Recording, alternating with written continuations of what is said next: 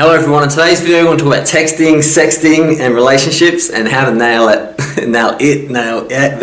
everyone, 8 ways to do so.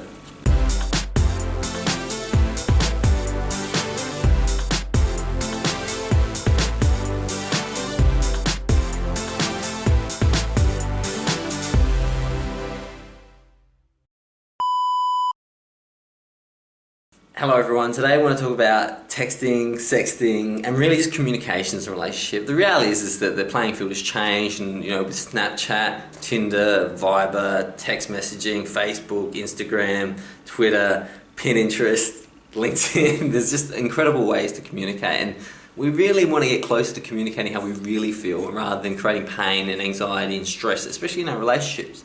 So I want to talk about that. I have a great quote from Coach Corey to begin with, and that quote is, "Too many men have been brainwashed by society and media into thinking they must talk women into liking them and prove themselves to women to win them over romantically." The reality is, attraction is not a choice. How many times have you heard me say that? A woman knows within 3 seconds of meeting you if she is attracted enough to date and possibly sleep with you. Guys who have lots of choices with women have no time to waste or to try and talk anyone into anything, because they have an abundant personal life with people who really want to be around them and who make the effort. Guys who are in scarcity mindsets tend to be nice, try too hard, and focus on doing and saying things to talk people into spending time with them. If you focus on being a person of value who only spends time around people of value, who value what you have to offer, you'll never chase people, because you are so busy being awesome. You will have plenty of people around you who love to spend time with you. If you act like you're unworthy, people will treat you like you're unworthy. Coach Corey.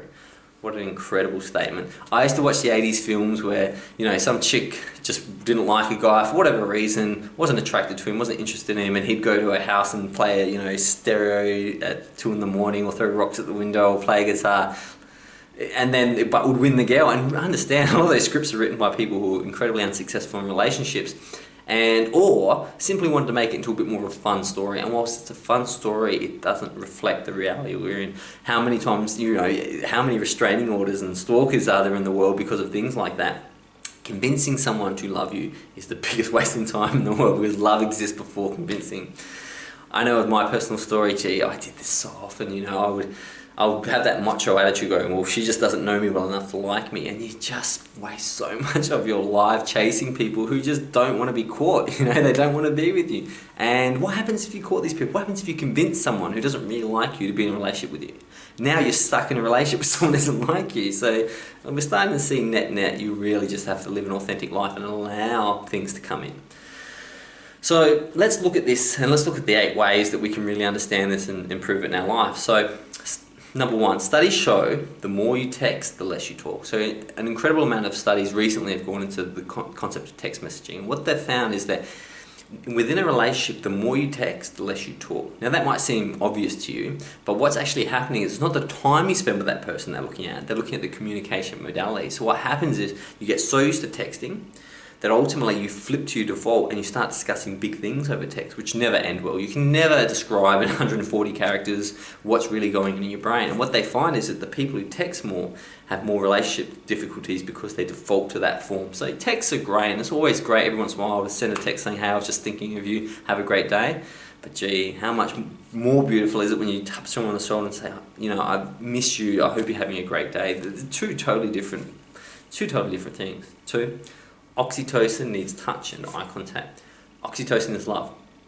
Well, it's romantic love. Okay, I was going to love is a bit more complex than that. It's the binary vibration that keeps everything together. But romantic love is oxytocin. It's a chemical that is in abundance in the body when you meet someone who flicks your switches and ticks all your boxes. So what are those boxes? Well, millions of little calculations are going in your brain about the DNA content of that person and their character and whether you love them or not. Create that and foster that has to be one-on-one. Skype dates are cool, texting is cool, sexting and sending Snapchats and all that sort of stuff is all exciting, but if you're not looking the person in the eye and touching them, you'll lose the oxytocin and the connection will fail. Number 3, eye contact. There's actually studies where scientists have proven to show how they can make people fall in love with each other by staring into each other's eyes for a minimum of a minute. Your eyes truly are the windows to the soul, and when you see someone's soul, you can't help but fall in love. Why? because it's beautiful, because it's your soul too, because you're all connected. Eye contact is incredibly important.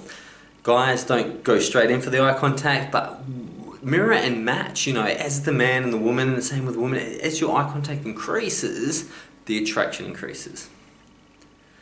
4, misinterpretation. How many times have you sent a text, even with emoticons and smiley faces, and a person has taken it the wrong way? Understand that when you don't do what humans have been evolved to do, and some scientists believe 70% of our brain is designed for social interaction, that's a lot.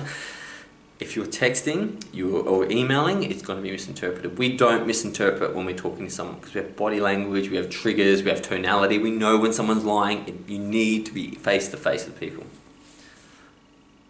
Nude pictures. I can't even remember why I wrote this. I think I was just thinking how cool it would be to have some nude pictures right now. But, you know, if I'm going to ad-lib here, I mean, that is fantastic. You know, I believe that sharing that sort of intimate stuff is really, really important. But remember, the more nude texts you send, the more nude Snapchats you send, the less you're going to need to see each other physically, and therefore the binding of the relationship is going to be less and less and less. So yes, it's fun for when you're away from each other, but if you're defaulting to that, you're really going to lose chemistry in the bedroom because you're becoming a digital copy of yourself and not the real copy. Emoticons. Men, you don't use emoticons, okay? So men should be clear, direct and linear in their communication because that's how we best understand the world, whereas women understand that emotion, feeling, passion, past experiences are also important. So emoticons, men, don't use them, you'll get them wrong, you know, and women keep using them because you might be able to get across to someone exactly how you feel, because men will look at the text as direct linear action, they'll process it as a logical situation, and if you are just adding emoticons, men don't add emoticons, you're not a 14-year-old girl. Communicate directly, women love that, tell them what you want, be direct and clear, and be a man when you're sending text messages. Second to last, phone gets linked with emotions and addictions. So quite often you see someone's name come up on the phone, you're like, oh, and 2 things can happen. If someone you love, you go yes, or someone you don't want to speak to, you see the emotions go through them. The more and more that happens, the more you dislike speaking to them on the phone, the more you associate it to that person. Now, that memory becomes a real problem, especially when it comes to addiction. So I don't know about you, but look, if you went out on the street right now and said, what's the number 1 addiction? You see some people smoking, probably see a couple of people drinking, but you'd see everyone looking at their smartphones. Understand that the worst thing you can do is associate love with your smartphone. It's bad enough that you associate it with Farmville and Facebook and stuff like that. Phones are not for love. Smartphones, okay, they need to be replaced with true one-on-one contact. And finally, mystery. The more you're texting about taking photos of all the food you eat every single day, the less mystery you create in a relationship. Therefore, you dissipate the attraction. Mystery, unraveling what someone's all about without looking through their bio and reading a bio about them is so much more fun. It creates so much more love. Texting, sexting, and phone relationships seems to be the way we're going, but true love, generosity, commitment, and sexual, polarity comes from one-on-one, face-to-face contact. Get more of it, build it into your day. Something to think about with your relationship and perhaps some of your friends. I'd love to see your comments below. I'll speak to you tomorrow, but until then, goodbye.